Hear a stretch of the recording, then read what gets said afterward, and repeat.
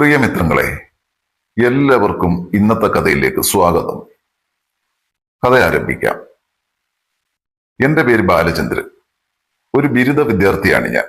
പ്രായത്തിൽ കവിഞ്ഞ വളർച്ചയാണ് എനിക്ക് എന്ന് അമ്മ പറയുന്നത് കള്ളമല്ല.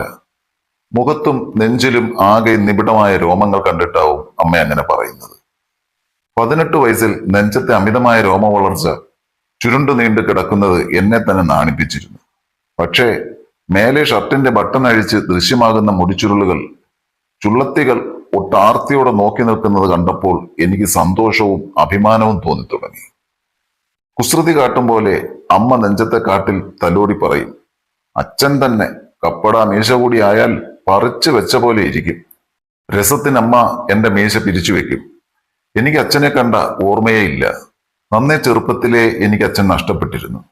അനാഥാലയത്തിൽ നിന്ന് കണ്ടെടുത്ത് ജീവിതം നൽകിയതാണ് അമ്മയ്ക്ക് എന്ന് അമ്മ എന്നോട് പറഞ്ഞത് ഓർക്കുന്നു. പിഴച്ചു പെറ്റതാണ് അമ്മയെന്നും പറഞ്ഞിട്ടുണ്ട്. അനാഥയായിട്ടും അച്ഛൻ വീണുപോയത് അമ്മയുടെ ആ സർപ്പ സൗന്ദര്യം ആയിരിക്കാം. 40 എത്തി നിൽക്കുന്ന ഇപ്പോഴും സൗന്ദര്യത്തിന് വലിയ മങ്ങലൊന്നും ഏറ്റിട്ടില്ല എന്നതാണ് സത്യം. 16 വയസ്സുള്ളപ്പോൾ തന്നെ അച്ഛൻ അമ്മയെ സ്വന്തമാക്കിയിരുന്നു എന്ന് പറയുമ്പോൾ ആ മുഖത്തെ നാണമൊന്ന് കാണണം. നുണക്കുഴി വിരിയുന്ന കവിളിൽ നുള്ളി ഞാൻ കളിയാക്കും. കൊച്ചു കള്ളി, ഓടാ അമ്മ പറയും. നിന്നെപ്പോലെ തന്നെ പ്രായത്തിൽ കവിഞ്ഞ വളർച്ചയായിരുന്നു അന്ന് എനിക്കും.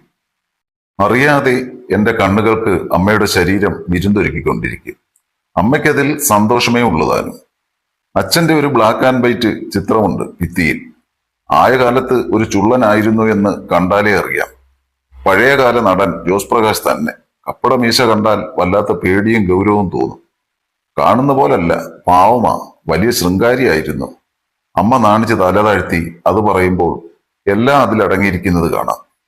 ഇപ്പോഴും ആ കൊതി ബാക്കി നിൽക്കുന്നത് പോലെ. അച്ഛൻ കാർത്തികേയൻ നായർ.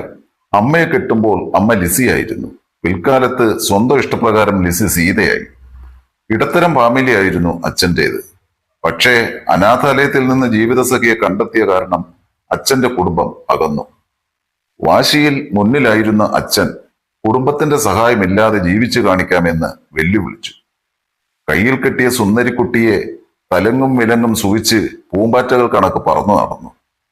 എനിക്ക് 2 വയസ്സ് തികയും മുമ്പേ ഞങ്ങളെ കണ്ണീരിലഴ്ത്തി അച്ഛൻ വിട പറഞ്ഞു.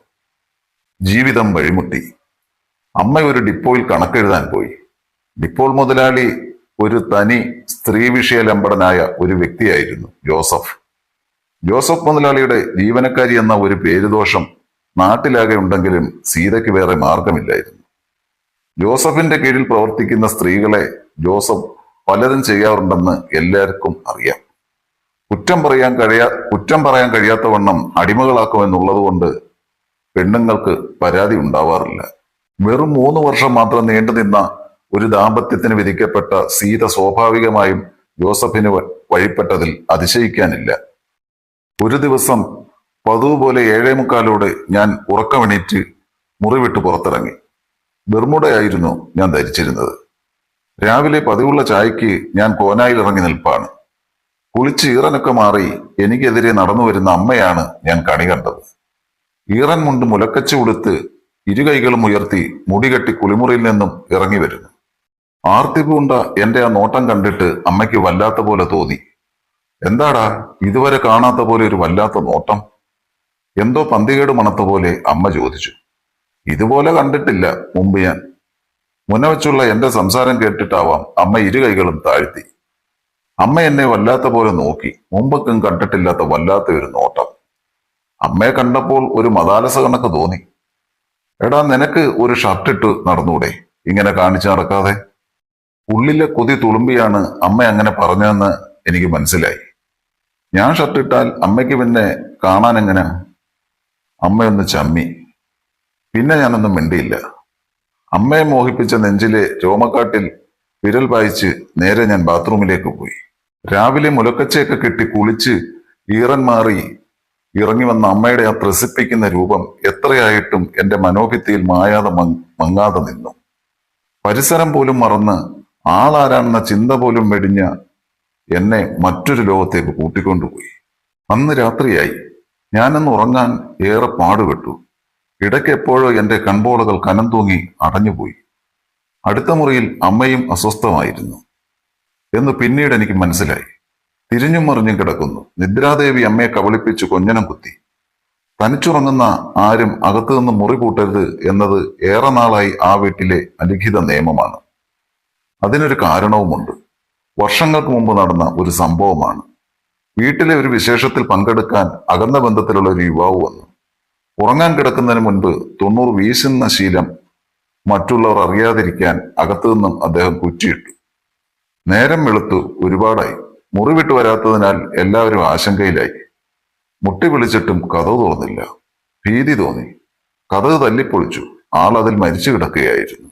അതിൽ പിന്നീട് തനിച്ചുറങ്ങുന്ന ആരും തന്നെ അകത്തു നിന്നും കഥ കടക്കാറില്ല. അസ്വസ്ഥമായി ഉറക്കം വരാതെ അമ്മ മുറി വിട്ട് പുറത്തിറങ്ങി. എന്റെ മുറി ഒച്ച കേൾക്കാത്ത പോലെ തുറന്നു. അമ്മ എന്റെ കട്ടിലിൽ വന്നിരുന്നു. തണുത്ത കൈ എന്റെ നെഞ്ചിലേക്ക് അമർന്നപ്പോൾ ഞാൻ ഞെട്ടി ഉണർന്നു. എടാ, ഇത് ഞാനാ. കുശൂഷിക്കുന്ന പോലെ അമ്മയുടെ പതിഞ്ഞ ശബ്ദത്തിൽ അമ്മ പറഞ്ഞു. എനിക്ക് ഉറക്കം വന്നില്ലടാ. എന്റെ മാറിലെ നിബിഡമായ രോമവനത്തിൽ ലാസ്യമായ വിരൽ പായിച്ച് അമ്മ മുരണ്ടു. എന്നാൽ ലൈറ്റ് ഇടാം. ഞാൻ എണീക്കാനാഞ്ഞു. വേണ്ട, നീ കിടന്നു, ഞാനിടാം. പറഞ്ഞു തീരും മുമ്പേ അമ്മ എണീറ്റ് സ്വിച്ചിടാൻ പോയി. ആ വെട്ടത്തിൽ ഞാൻ കണ്ടു അമ്മയെ. പതിവ് പോലെ കൈയില്ലാത്ത നൈറ്റ് തന്നെ അമ്മയുടെ വേഷം. അങ്ങനെ സ്വിച്ചിട്ടതിന് ശേഷം അമ്മ വീണ്ടും എന്റെ അരികിൽ കട്ടിലിൽ വന്നിരുന്നു. ഞാൻ എണീറ്റിരിക്കാൻ തുടങ്ങിയപ്പോൾ എന്റെ നെഞ്ചിൽ പിടിച്ച് തള്ളി എന്നെ വിലക്കി. മുമ്പലത്തെ പോലെ അമ്മ വീണ്ടും എന്റെ നെഞ്ചിലൂടെ വിരലൊടിക്കാൻ തുടങ്ങി. എനിക്കും ഒരു തരി സുഖമൊക്കെ തോന്നി തുടങ്ങിയിരുന്നു. ആ സുഖം വലിയ സുഖമായി മാറി. പിന്നീട് ആ റൂമിൽ നടന്നത് ഇവിടെ വിശദീകരിക്കാൻ പറ്റില്ല.